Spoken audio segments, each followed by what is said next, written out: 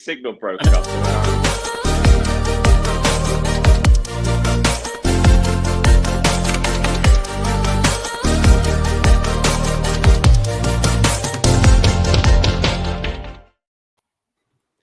Hello and welcome back to VAR and Espresso. This is episode 17.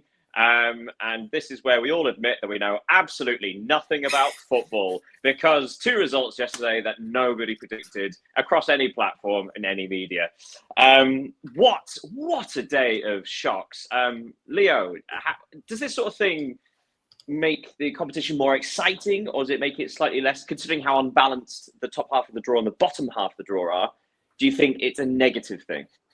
No, I think it's a good thing because we pointed out that the competition could become a kind of Champions League from the quarterfinals. And now it will be a real Club World Cup with a lot of foreign teams, foreign outside of Europe. So it would be quite interesting to see Fluminense, Al Hilal, maybe Monterrey tonight. Who knows? Flamengo, also, I think. Oh, wait. No, Flamengo have already lost. Yeah. Sorry. Palmeiras. Yes, against Chelsea. Yeah, Chelsea, Palmeiras, Al Hilal, Fluminense. It will be quite interesting. Terrific. Patrick, obviously the Al Hilal Manchester City result seems to be the biggest shock of the tournament. But there have been a few, I think, again, all predictions. Why do you think there have been so many shocks at such an early stage of the tournament? It's hard to judge. I think maybe for the European teams, they might be sort of doing a test for, it's almost like using it as pre-season training in a way. That they mightn't be. They're obviously doing a lot of substitutions, a lot of swap overs. So I don't know if any team really wants to put, in Europe anyway, wants to put 100% effort in going full throttle at the tournament, especially given the heat as well, which could be a separate factor. But it could be that. Despite that, I did not see last night's result coming. I didn't I was like toying with the idea of sitting up, but then I was like, no, City will be like 2 up in 10 minutes, and it'll be absolutely pointless. But yeah, I would imagine a lot of teams are sort of trying to keep their players generally fit, but not overusing them and causing issues, which we saw last night, maybe with Rodri as well, who picked up a little injury, and hopefully it's not too serious because that would be horrendous for him personally. I would say it'd be cruel as well, considering how long he's been out for. Yeah, exactly. So I would say that the heat's probably a factor, and I don't know, maybe sometimes, like for example, the Inter match was played in front of 20,000 people in a 70,000 odd stadium, so maybe they find it hard to sort of G themselves up with a sort of not much support for Inter with a big team in that match. So that could potentially be an issue as well. And before we go into talking about the Manchester City Al Hilal game in depth, I think one thing I would like to ask Leo is Simone Inzaghi justified in his move? Because obviously now Al Hilal have gotten further than Inter. Yeah. Now he will make Al Hilal become the best team in the world, of course. No, we should point out, obviously he went for sporting reasons, no other reason. Yeah, Inzaghi moved. Yeah. Sorry.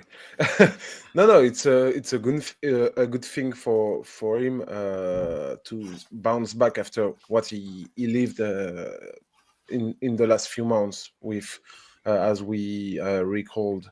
The loss of the Coppa Italia, the Champions League, and the Serie A. But yeah, it was a great performance from Al Hilal. No one had predicted it, to be honest. Even Al Hilal's players, I think. And it's good because it's the first Asian victory of a UEFA club in history. So yeah. It's kind of a historic moment.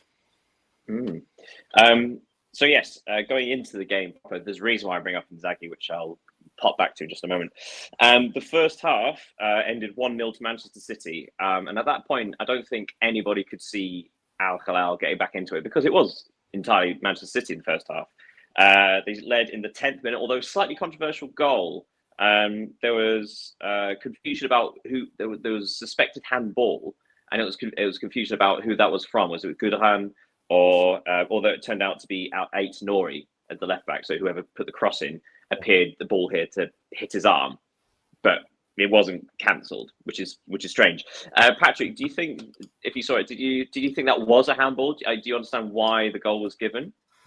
Yeah, I can understand why it was given. I think the Club World Cup have a different rule where it's if the ball is touching part of the shirt, it's sort of like technically not a handball. His arm was down in a natural position. He wasn't flailing out to reach for it or anything. So, I think in the Premier League there would have been a VAR check, and I think it may have been a bit like it may have been given. It would have been more chance of it being given.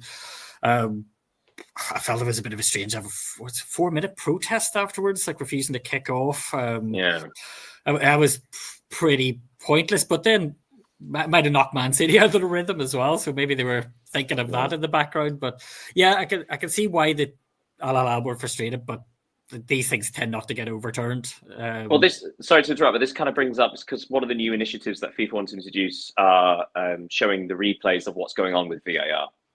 On the big screens, and in this context, obviously, because there was a quick VAR check, and then the entire stadium saw everybody was the ball hitting. So therefore, it's like everyone's incredulous, right? Like it's clearly handball without actually knowing the rule that's being interpreted. But then, of course, it's very confusing, isn't it? If it's one rule for one competition and another for other competitions. Leo, your thoughts? Did you think it should have been a handball? To me, it was. I think the same as Patrick. It's not a scandal. I could have understand if the referee had cancelled the goal, but it's not. As you said, the rules are quite blurry concerning handball. It's a lot of subjective point of view, and it proved to be yesterday again. So. No, it's not a scandal. I can recall it. Fair enough. And also, we should point out that Aitnoi's his arm was down by his side. It was a natural position. It just happened to hit sort of around his elbow area. Yeah. But yes, at half-time, 1-0 to Manchester City. Al Hilal's goalkeeper Bono had made 6 saves by that point, although nothing spectacular, but obviously still consistent.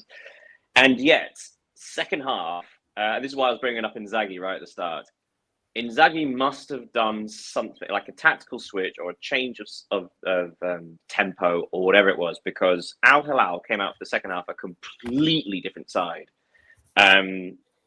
Patrick, do you see a particular tactical shift, or do you think it was just intensity?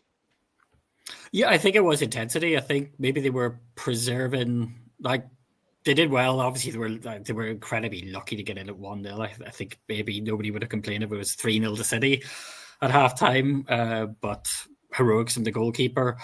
They came out with a lot of early intensity, and I think that stunned City. City might have been sitting there wondering what went wrong in the first half, that they weren't sort of coasting away from this. But City were playing this high line, which is always susceptible to being countered on. Not really an excuse for the first goal, as there wasn't really a chance to develop any line, really. But I think that was just really like fast play, really quick thinking, get up the pitch, confuse the team. Leonardo was immense. He was property a nuisance yesterday. There was some fantastic team performance, but some solo performances that were amazing. Cancelo as well. But I think that for the first couple of goals and maybe through the second half, Ederson was really showing some poor judgment in keeping. He doesn't seem to be able to clear a ball anymore, like with any sort of power or force. It seems to just parry straight into like into the penalty area. Still doesn't get it out properly, which adds extra pressure on the team. But I think Al Hilal really did step it up. They said, we can't keep on going like this or we will lose 4-0. So I think they did set themselves up for the second half to look at that Man City high line, pick their moments. They were blessed in the first minute, and I think that shook City. Even though City got back into it, they weren't the same as they were in the first half. They were left open, maybe they were thinking, oh, we'll just win this. Maybe there was a bit of ego going for it. We don't have to put in a massive shift. But no, Al Hilal, fair play to them. They really, they showed up in the second half and showed up in extra time as well. Well, to give you to back you up on certain points with Edison. So saves in the match. Bono had 10 saves by the end of extra time, and Edison had 2, and one of which ended up in a goal anyway, although slightly unlucky with that one. Yes. Considering I'm going to go to Leo. Do you think Inzaghi deserves the credit for how the players came out and performed in the second half? Because again, like the difference between the first half and the second half was astonishing. This was quite surprising to see how Al Hilal played in the first half and then in the second half, because if they were just led 1-0 at the halftime, it was because of a great Bono. I'm thinking of that save on Savinho with the hand, and he was on the ground and he put his arm, and it was extremely decisive, to be honest. I think he made 6 saves in just the first half. Manchester City had largely dominated this period, creating a lot of occasions. They scored the goal. They could have scored more, but I think when they came back from the restrooms, Al Hilal were. It was kind of Patrick talked about ego. I think it can be possible. They put some intensity that they didn't have until the 46th minute. They scored really quickly. Then they scored the second 6 minutes later. It was, I think, Manchester City was surprised by what Al Hilal proposed to them in the second part. And what really struck me in that match, it's not the quality of the goals, because if you watch goal by goal, it was kind of strange goals.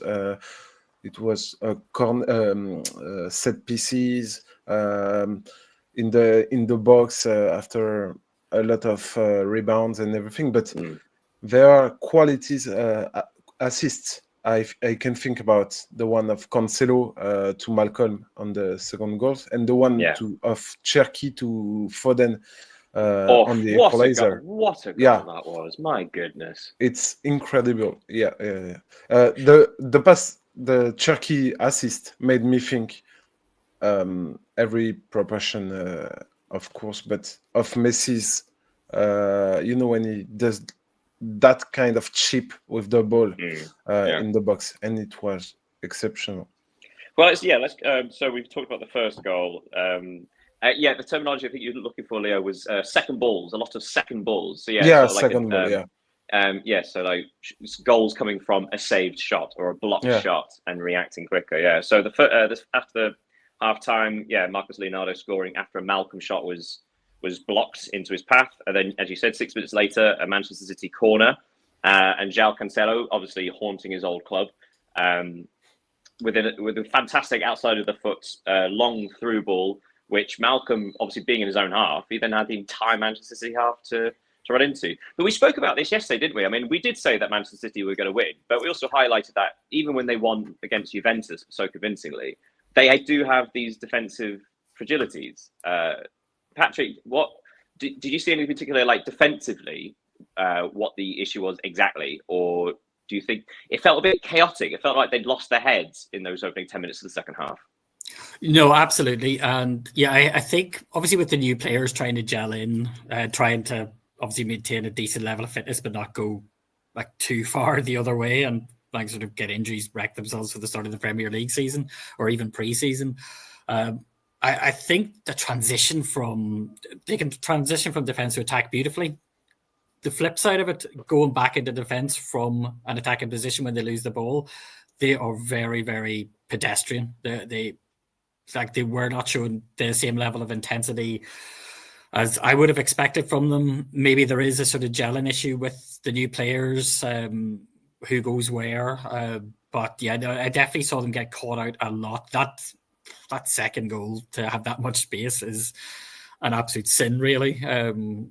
I'm sure Al Hilal weren't complaining, but yeah, it was so odd to see that. It reminded me of I think there was a match a few years ago around COVID time when Aston Villa beat Liverpool. I'm not sure the score. I think it might have been 7-2, 7-2, and like 7-1. I think five of their goals were really similar to that, where like Liverpool were having an attacking corner. So one of the Villa players cleared it, and there was like a complete 60, 70 yards clear for somebody to run in and score. But yeah, it just seemed really lax from transition from attack back into defense again. There was a real lack of communication. I think as they got flustered, they didn't communicate. They probably kept on trying to sort of put out fires themselves, and Al Hilal remained composed to that period. And even as the match bore on, I think City were probably expecting the Al Hilal intensity to drop. It just didn't. They were sort of matching them punch for punch. Yeah, we'll actually get more specific details of that a bit later. But you mentioned about the defensive seeming a bit lethargic, or not that intensity in retreating. And clearly Guardiola thought the same, because only a couple of minutes after that second goal, he made a triple shot substitution with Gundogan, Mateus Nunes, and Vardiol all being substituted off, and Rodri, Ake, and Akanji all coming on.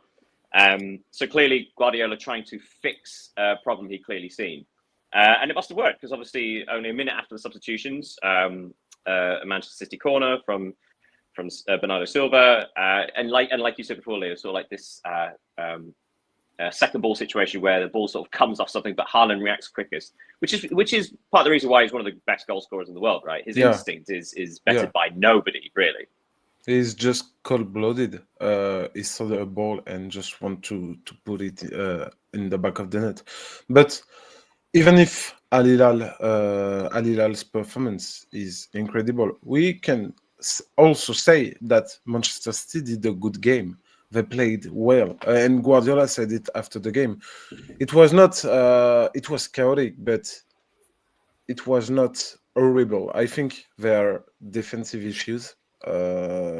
Manchester City, and they will work on it this summer, or during the time they have this summer, because it's already summer. And yeah, it will be good for them to have a break after this season, which was long and difficult for them on a club's aspect, with no title, no victories, no victory in the Premier League.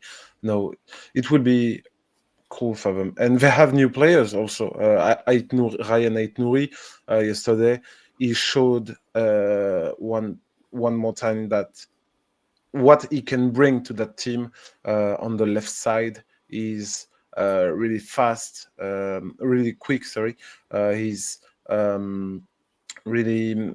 How can I say that? I don't have the word, but yeah, he's attack minded. Is quite like a machine. He made me think of a little bit of Ashraf Hakimi, if you see what I want to say, on the physical aspect. And technical as well. He has incredible technical ability. But I suppose the thing is, we've always known of his attacking qualities whilst he's been at Wolverhampton Wanderers, but he's always shown defensive frailties. So it does seem quite strange that Manchester City last season in the Premier League, we saw their defensive frailties completely exposed after Rodri was injured. And clearly, like, the way they play may only work with a world-class holding midfielder. But of course, they've sort of, in attempting to sort of fix this fragile defence, they've added an actual left back, which they've not had in a while, but it isn't a very attacking one. So it's almost like two separate ideas. It seems a bit contradictory. Any thoughts on that, Patrick, on Ait-Nouri as left back? No, I like. As you say, technically he's very good. He is strong on the ball. I didn't. Right, that was a surprise to me to see that Man City were showing interest in him. Guardiola may be a project for him to maybe like he has done previously with players, to take him in a position, maybe flesh him out to make him more of a utility player, to be able to like cover a few positions. I thought he's adapted well to the team during the group stages. He looked very confident against Juventus. He was fantastic.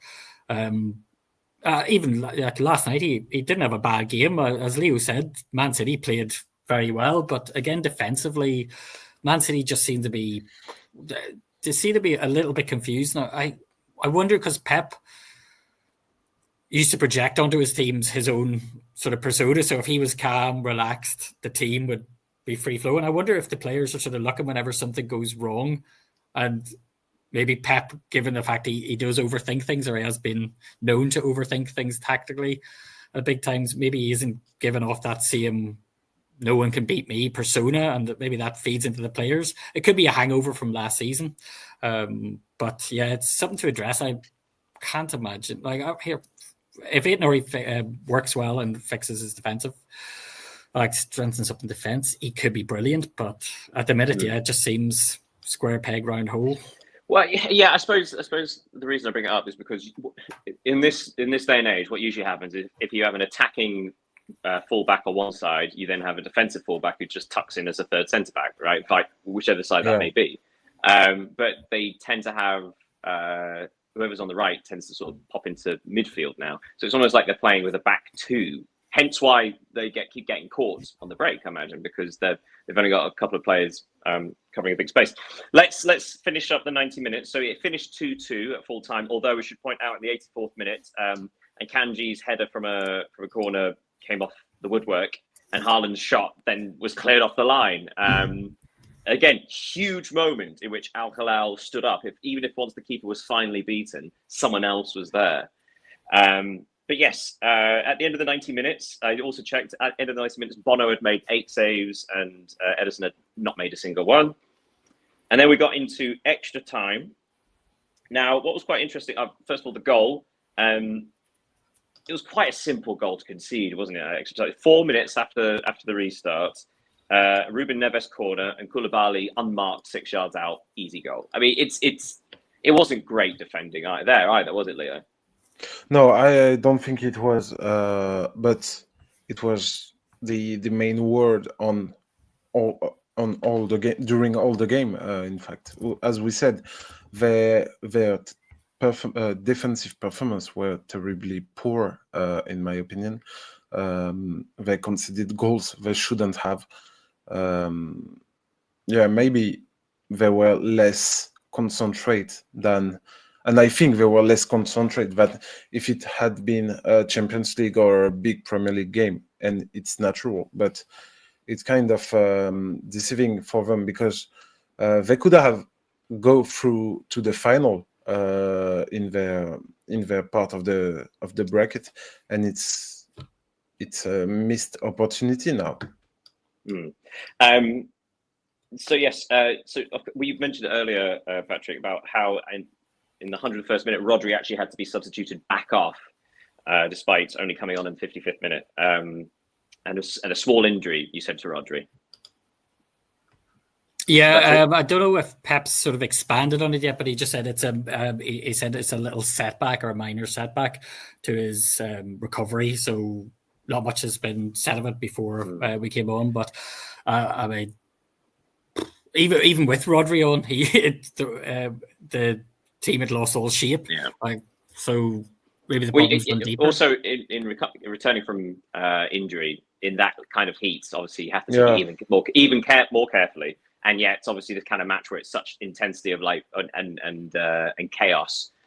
Yeah, I suppose Matt just had to push himself too soon. But Phil Foden came on, and then a minute before half-time and extra time, possibly the goal of the tournament. Ryan Cherki with a gorgeous pass from about 25 to 30 yards out from left-footed curling. But the finish from Phil Foden, watching the ball over his shoulder, volleying from an incredibly tight angle. I mean, that was an incredible finish, wasn't it, Leo? Yeah, while a defender touched him with his foot, and he was not injured, but he felt pain during the celebration. We saw it. So, yeah, it was kind of incredible. But with Cherki, I'm not surprised by Cherki because I see him doing that kind of gestures from several months now. But yeah, he's. I think he will bring something to City when the opposing side are defending, because against City the opposing sides are practically always defending, and with his pass, with his vision and IQ, and the fact that he can play with the right and the left foot, it will be necessary to Guardiola against these low blocks teams, because he can create from nothing, and it's really good. And this and also, of course, he's 2-footed, which also helps. The fact that the defender doesn't know which way to show him. Yeah. And this goal, I think it illustrates the way City will play next season. In my opinion, City will be a lot more vertical than horizontal next season. They will go deep in the back of the defense, because the players that we talked about, Ryan Aït-Nouri, he's the player to do that. We saw that in the previous games during the tournament. We talked about it, the way their players go deep in the defense back. With Mateus Nunes also, he scored a goal like that. And Cherki is one of the players who can send the ball to these players. And with Haaland in the box area, it's a new option to Guardiola. The options to score will be multiples, vertical, and with Haaland on the box to give him the ball and just score like he always do. And of course, Marcus Leonardo scored his second goal in the 113th minute after Ederson had actually saved a Milinkovic-Savic header pretty well, but he did push it straight into Leonardo. And they held on for the win. Just a couple of other stats to sort of highlight how the game went. Interestingly, you look at fouls. Manchester City made 17, but Al Hilal only 7. When you've seen other sort of more defensive performances in the tournament so far, you've seen teams sort of slow things down and do those little niggly fouls. And Al Hilal didn't do that. It was Manchester City with the majority. But also touches in the opposition box. When you dominant teams in this tournament seem to get between about 30 and 40 in the game. Al Hilal got 29. Manchester City had 72, which again sort of highlights just where most of the play was being played. Yes, enormous shock. Anything else you two want to say about the Man City Al Hilal game before we go on to another shock? Yeah, it's just a note. It just shows, though, especially the touches in the opposition box, it shows how wasteful City were. I think they only had 3 of 14 shots, like 3 goals from 14 shots on target, whereas Al Hilal managed to convert 4 from only 6. So there's definitely work to do on the shooting range for Man City as well after this tournament. I don't know how long they're getting off. I think the players are still waiting to see how long they get off on a holiday before they're back for pre-season. But I think Pep, even in his interview after, said they were extremely wasteful in this match. It's happened last season on the cusp of them going into that dramatic dip. They definitely were getting a lot of shots on target, but failing to convert. And I think that was part of why it snowballed so badly for them for about 3 months, maybe. But that's obviously something they can work on. But one shock down, we can go on to shock number 2. Yes, we'll talk about being wasteful. One of the most wasteful teams in the tournament has been Inter. Internazionale 0, Fluminense 2. Now, we mentioned before about how at the start of the second half in the other game, how Manchester City was sort of caught cold, how this team, how Hilal came out of the blocks and really shocked them. Fluminense had the exact same thing. They started the game at such an intensity and it completely caught Inter cold, and they scored in the 3rd minute. Leo, you'll back me up on this, but in the start of the tournament, I wrote a preview for both Inter Fluminense. And for Fluminense, I highlighted obviously Jean Arias, who's been wonderful this tournament, but also Gerard Cano, who was injured before the tournament, this 37-year-old Argentine. but he is potent. I think in the league he's got like a goal every 102 minutes, something like that. But wonderful instincts right at the start of the game. Sort of, it was a clumsy sort of build up because obviously there was a half a clearance, and then that was like deflected away, strange. and then a deflected cross into the box, and yet it was Kano who was awake, who was prepared to gamble on the ball coming to him, and it was a clever finish, wasn't it, Leah? Yeah, because it was as clever as Zomer was sleeping on that action, because I think it's his fault, because even if there are deflected balls and everything, I think Zomer should have come and take the ball, because he could have. It was not away from him and everything. But yeah, German Cano, he scored, and I think he scored in every clubs he's been through during his career, and he's a wonderful old-fashioned striker.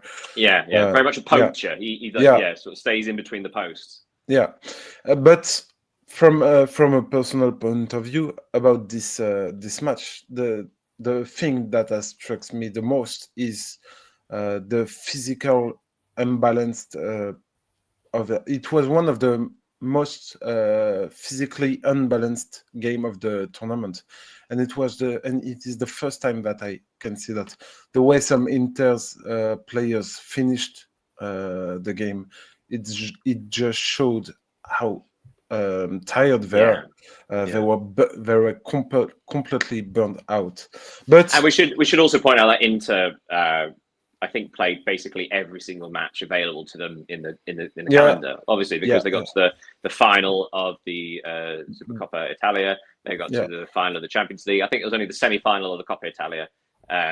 So like missed one game, but they're still across the entire season. It was so long, and they were going for a treble. But actually, at the end of the season, one of the theories was they ran out of steam, because in the last 5 matches, they sort of went from potentially winning a treble to winning nothing, and it just seemed like they ran out of gas. Yeah, psychologically and physically, it should be quite difficult. But just to talk about Fluminense, because they won, it was a terrific performance from them. They took advantage of the opportunities they were given. You mentioned John Arias. He once again was in the limelight. The duo formed by Thiago Silva and Ignacio in the defense worked very well once again. Inter breaking down Fluminense's good defense. And what is funny is that Fluminense, a Brazilian team, they played like an Argentinian team with a lot of force. Without the Reds. Yeah, with a kind of vice, with aggression, and a great deal of courage. And Inter had chances.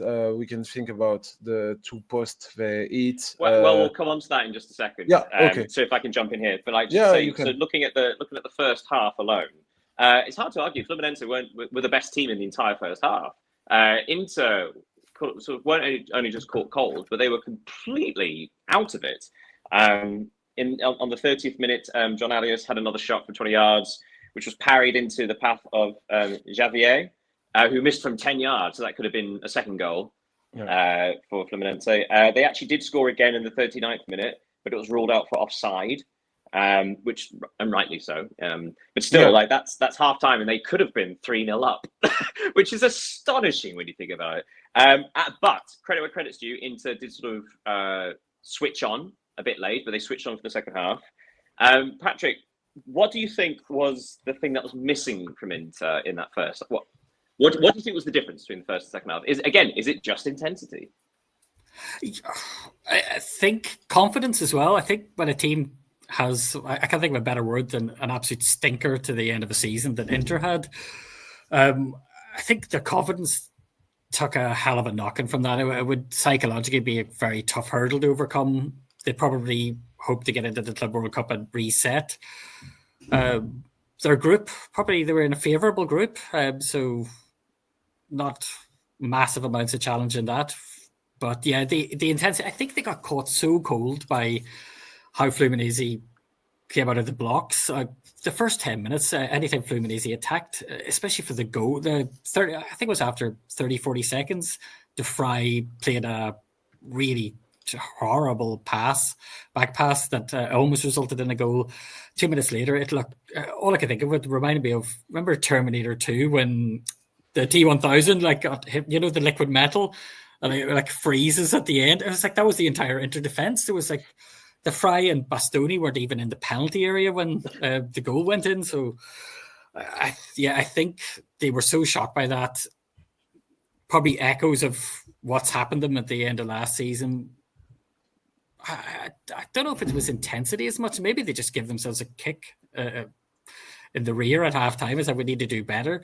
I mean, arguably they played better than they did in the first half, but they only really attacked with intensity in the final 15 minutes, maybe like 15, 20 minutes is when they really started piling on a bit of pressure, and Fluminense started sort of creaking a little bit there. They managed to hold on, but they were creaking.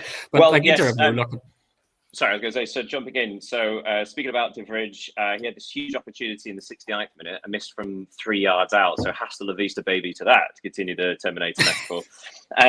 But yes, it was the fact Inter finally created a good move across the back post with Lautaro Martinez finally waking up and finally taking control of the game, heading it down to De Vrij, who poked wide from 3 yards out. And that's the sort of thing you just have to take those chances. I was writing down, it took until the 82nd minute for Inter to create another huge opportunity. But in that time, Esposito had a shot from 8 yards, which was saved brilliantly from the goalkeeper. And then in the sort of the period of play afterwards, it came to Martinez, who shot left-footed from the edge of the area, and that came off the inside of the post. Again, so we're talking about minor things like missing from 3 yards, the woodwork not coming to help. I think DeMarco hit the crossbar, but well into stoppage time. And we can also talk about DeMarco's free kick, just near to the post. Which one? DeMarco had a free kick in the second half, and it went just near to the post, to the left post. Oh yes, I remember that. Oh yeah, he can strike a football beautifully, can't he? Like you can see why he's such an attacking wing back. But despite the late pressure from Inter, and it did look like they might squeeze it, they did leave themselves completely exposed in the 3rd minute of stoppage time. Fluminense managed to sort of clear the ball and win a throw-in down the right. But again, talk about Inter looking tired from a Fluminense throw-in, just one throw-in, a half header away from Bastoni, I think it was. And then the ball is played left, and there are 2 Fluminense players and no Inter defenders. They completely switched off, and that allowed Hercules to score from the edge of the area. And then cue the commentators doing every single Herculean effort pun. But yes, do you think, Leo, do you think 2-0 flattered Fluminense, or do you think it's exactly the scoreline that it deserved? I think they deserve this 2-0 win. They were lucky, of course. At some point, you talked about the posts hit by Inter and everything, but I think Inter were too scholar, if I can say. They were lacking of verticality. Their position was like a Guardiola team when they are not efficient in the box. They didn't really trouble Fluminense until the second half, and not even during the entire second half. So yeah, it was quite merited for Fluminense. And you just talked about the second goal. And do you see the attitude of I don't remember who was the defender against Hercules. I think it was Bastoni or Darmian. He didn't even just put his foot on the trajectory of the ball, as he could, because he was not far away from it. But I think he was just burnt out. Yeah. So it goes back to the point, Patrick, we were talking about, obviously, Inter players being tired and just sort of the burnout, both mentally and physically. So there are some huge players that haven't turned up this tournament at all. I mean, Lautaro Martinez, to be fair, I mean, he should have scored more goals than he has, but also he can't do everything himself. Marcus Thuram has been struggling with trying to recover from an injury, so he's not really been in the tournament. But you look at people like, say, Denzel Dumfries, who against Barcelona looks like one of the best wing backs in the world, and yet this tournament has looked so lethargic and incredibly average. Patrick, who do you think were the biggest disappointments for Inter in this match or in the tournament in general? Because it has been a running theme. Dumfries. Mario Darmian. I looked at last season for the most part, and he's looked really solid. Compared to like even say his United days, he looked really solid. He looks quite inventive when he gets the ball. He let the ball today. He let the ball bounce for the first goal. He let the ball bounce in the 6-yard box, which is a catastrophic thing for a defender to do. I know there was a series of mistakes going into that goal, but even at that, I was quite disappointed with Darmian. But I would say with you, Dumfries was quite Thuram. But again, it's quite hard to attack these players for having had such a because by any other team standards, that's a brilliant season. Like to make it so far into every competition, obviously to go into the Club World Cup on such a embarrassing defeat to PSG. Was going to be a bitter pill to swallow for them. But Thuram obviously is having his struggles, but I don't think any real Sommer, maybe a few good saves through his series of matches. But I can't say any particular. I think the team were just disappointing, but Dumfries, Thuram, Darmian. I suppose one way to describe it would be like they look their age, because Inter have one of the oldest average ages, and obviously players like Mkhitaryan. Can Al Hilal might be a bit unfair because he's only 31, I think. But there are several players into their 30s, and expecting them to play 50 matches odd a season is too much. Yeah, exactly, with that intensity. And I was gonna say that that game maybe marked the end of a cycle at Inter. You just have to hear what Lautaro Martinez said post game about that if some players don't want to be at Inter, they should leave. And Marotta, the CEO of Inter, said the president of Inter said that it was against Mkhitaryan. This sentence was for Mkhitaryan. So I think there is kind of they need to revigorate their team. Well, talking about ages, let's have a word on the Fluminense goalkeeper Fabio at 44 years of age. He has just recorded the most clean sheets ever by any goalkeeper in the history of football. He has recorded 508.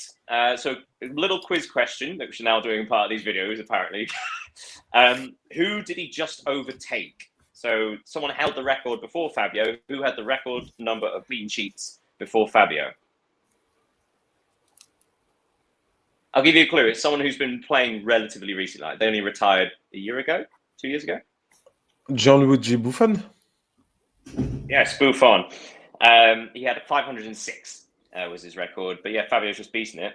But also Fabio is a short way away from recording the most appearances by any footballer in the history of football. This might be an unfair question. Like, who do you think holds the record? There's only one player has more appearances than Fabio. How much? How much do we have? Does he have? There's another key.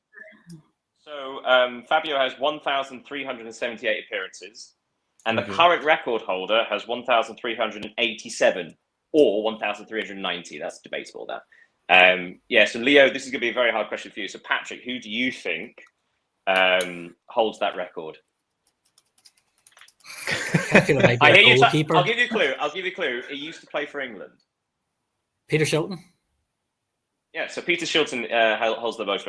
So Fabio is only 13 appearances away from becoming the most capped player ever, which is an astonishing achievement. Yeah. And he has just signed a contract extension, I believe, for another year. So he'll beat the record then. Yeah, we should do. Look, fingers crossed he stays injury free because that's a hell of a thing to keep going towards. One other word before we go away from this game: the scenes after the match. You think back to there've been a couple of ugly scenes at the end of certain matches. You think back to say like River and Inter.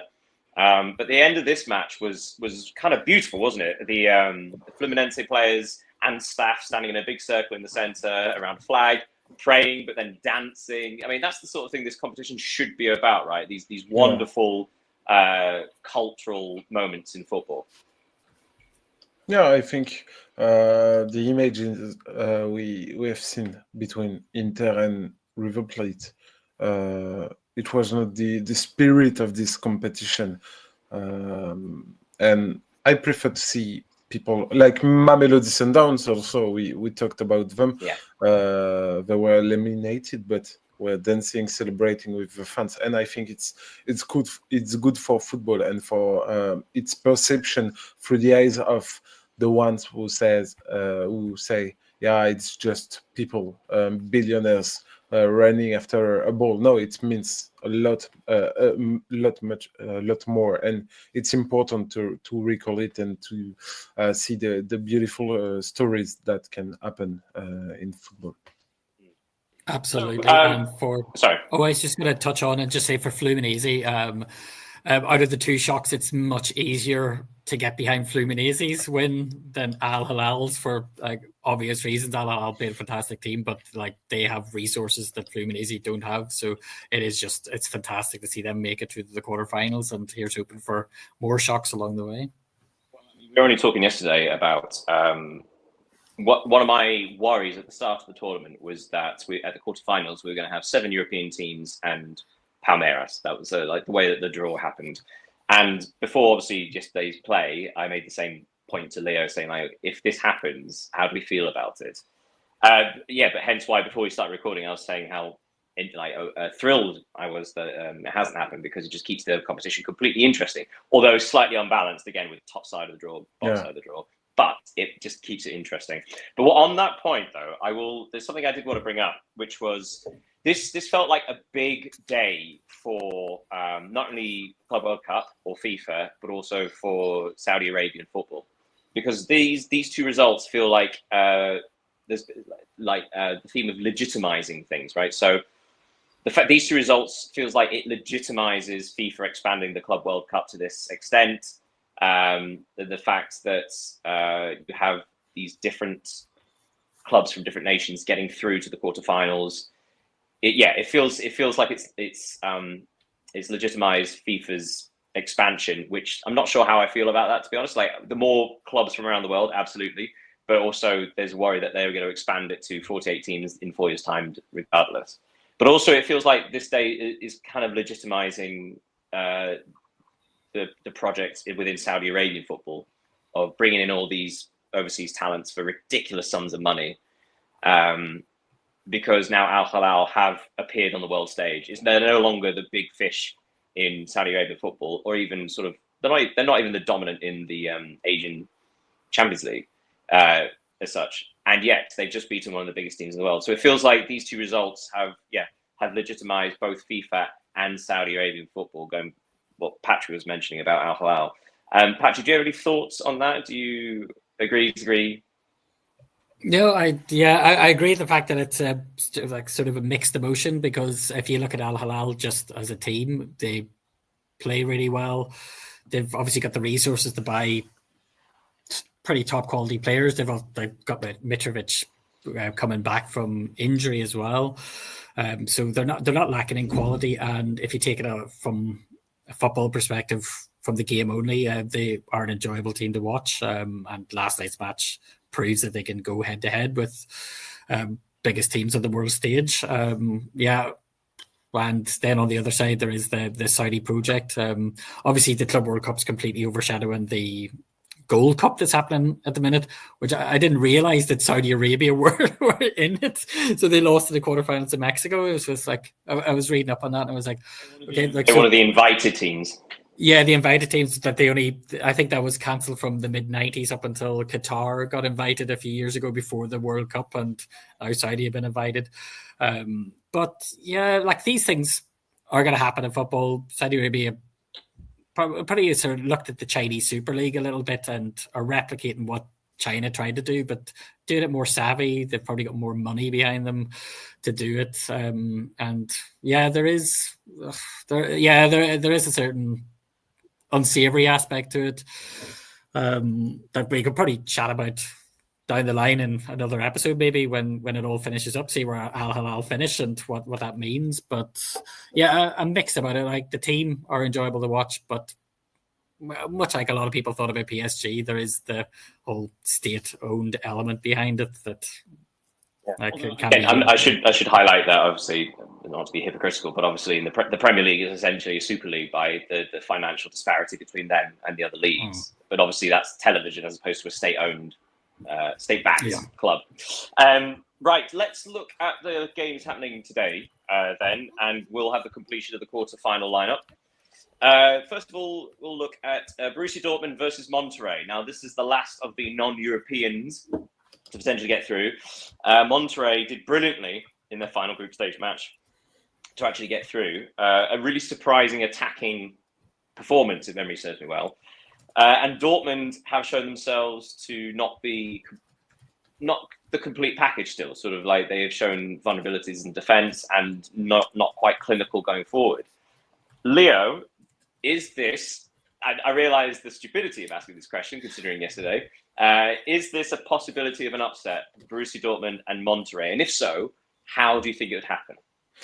I will maybe surprise you, but to me, I wouldn't be surprised to see Monterrey win tonight, given everything we've seen so far. And the fact is that Dortmund hadn't impressed us since the beginning of the tournament. They were good, they did the job, but they didn't show anything that can make me think about they will crush Monterrey. We know that the Mexican team is well organized. They concede. They've only conceded one goal. They are the best defense in the tournament with PSG, I think, with one goal. They don't concede much. They are really strong. They have experience. They have good players. I wouldn't be surprised here. And I can even say that I think Monterrey will eliminate Dortmund. Patrick, your thoughts?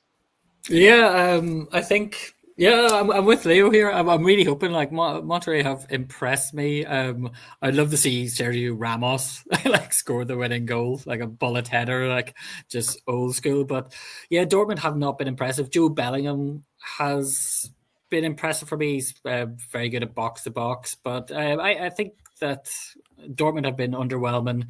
Monterrey have players that can sort of transition well into attack. Jermaine Bertarami, if I'm saying that right. Yeah. Apology if I'm not. He's fantastic to watch. And just the fact that Dortmund they're one of those teams that have just got through without like any real fanfare. I haven't been that impressed by them. I don't think I've taken time to like watch any more than the highlights of their games. But yeah, they have the capability, obviously, if they switch it on to win. But I think they could get frustrated by Monterrey, and Monterrey could be more clinical on the day. So I'm hoping for a 1-0 win with a Ramos bullet. Yeah, well, we were talking about the sort of narrative, right? So assuming Real Madrid beat Juventus, then either they'll face a team with Sergio Ramos and even Canales, another former player, or they'll be facing, or it'll be the Bellingham brothers going against each other. So like that, either way, it'll be a fun one if Madrid Real go through. Yeah, I mean, it's interesting. So, I mean, context is important here. So, Monterrey scored 4 goals against one of the weakest teams in the tournament, in Iwara, and Monterrey did it scored 3 goals in a 10-minute frenzy. So, potential to do that, but I would imagine Dortmund are equipped to deal with that kind of counter-attack. Having said that, they've really struggled to finish their chances, and they've not really been creating that many clear-cut chances. It's not like Inter, where they really should have scored more goals. Dortmund have they're slightly below their expected goals, but not by much. Going against a team like Monterrey, who are clearly an incredibly well-disciplined defensive side, it could be interesting. And you do wonder where those moments of quality or moments of, say, mistake could decide the whole thing. What might be interesting is, as we saw today with Al Hilal in the second half and Fluminense in the first half, sort of coming out of the blocks full pelt, if Monterrey do the same and sort of catch Dortmund cold. But the other game, the big one, so to speak, Real Madrid versus Juventus. Juventus are the third highest scoring team in the tournament so far, although they did concede 5 against Manchester City. Patrick, do you think Juventus have the weapons to hurt Real Madrid? Yes, I definitely think they do. I think that I'll probably just go out on a limb and look like a fool again, because I think I predicted Real Madrid to lose twice already in this tournament. But I think Real Madrid obviously have fantastic players, but I think Juventus with Yildiz, Thuram, Moani, they've got so much skill that they could completely obliterate a team. I think this is going to be a real basketball match. I really do. I'm super excited for this one. I'm super excited that it's on at a palatable time for everybody in this call. I think it'll be attack versus attack in this game. I think it's going to be a great spectacle. But I do think the Juventus have the ability, have the. I wouldn't say structure, because I don't think structure is going to be as important in this match. I think they just will be going at each other just to show who is, obviously who can score the most goals. So I'm thinking maybe 4-3 to Juventus in this one, because I always tip Real Madrid to have an off day. They can have it where all their top players aren't on form. Maybe this time it'll happen. They might score a few, but I'd say 4-3. And I would think Juventus can get it over the line in this one. Liam? I agree with Patrick on the idea of a basketball match with a lot of goals, attacking threats and everything. But I think Real Madrid will succeed. Juventus have shown that they were defensively limited, especially against Manchester City. From against whom the 4 or 5 of the 5 goals were led by defensive errors. It will be quite interesting to see, because I think Kylian Mbappe will be here tonight for the first time in the tournament, so it will be quite interesting to watch and to analyze how Xabi Alonso wants him to play with Vinicius, with Rodrigo, and to see if Garcia will be on the bench or in the starting lineup. I think he will be on the bench, and to see the animation between the 3, and I can even say the 4 with Bellingham, because we saw last season it was quite complicated for them to play. Bellingham, Vinicius, and Mbappe were often in the same area on the pitch, so it will be interesting to see how Xabi Alonso will organize that with also Trent Alexander-Arnold very high on the field. So it's one of my point of interest on tonight's game, and I think Real Madrid will win this one. I was going to say I'm going to disagree slightly with Patrick. One thing, looking back at the other games, obviously the game against Pachuca, you have to take in consideration they had a red card after 7 minutes, but they did still have 57% possession with 10 men, which is quite astonishing. But something to keep in mind against Salzburg was they switched to a back 3, and they had the majority of possession there as well. But they were quite content having the ball sort of not in non-threatening areas before finding those sort of precise passes through midfield into the feet of usually Vinicius Junior. And one thing Juventus against Manchester City, I said Juventus would hurt Manchester City, which was correct. I didn't, but Juventus also were terrible defensively.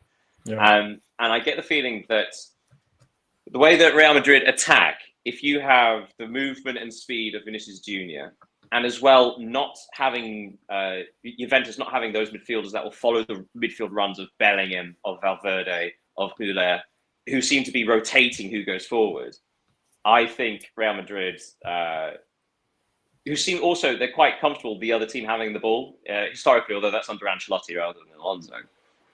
But they are capable of sort of, biding their time and having that, choosing the moments when to attack. So yeah, I think my worry if I was Juventus would be the lack of defensive midfield cover, picking up the pockets of space for, like I say, for Gula, for Bellingham.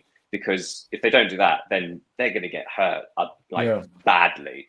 And considering Juventus, one of the big things was they kept conceding space down the flanks. Manchester City were attacking left and right so easily. So if Vinicius Junior peels off to the left, I mean, he is the best winger in the world. If he gets space, then he's going to punish you time and again. And I just can't see. What I saw in the last game against Manchester City, I can't see Juventus being a solid defensive unit. I just can't. So yeah, my prediction would be Real Madrid for that. Although not very controversial prediction, but that's my working. Right. Anything to add before we end this one? No, it will be. We can just say that it will be another good day for football, because this Juve Madrid is quite interesting on to watch and to preview. Well, in that case, thank you so much, Leo, for joining me. Thank you, Patrick. You've both been gems, as ever. Thank you, everybody, for watching. Make sure you go on our social medias. Make sure you subscribe, follow, engrave it into your brains, however you would like to do it. But make sure you do it. And we'll see you tomorrow once the lineup for the quarterfinals are complete. Thank you so much, guys. Have a nice day, Daniel. Have a nice day, Patrick. Take care. Bye.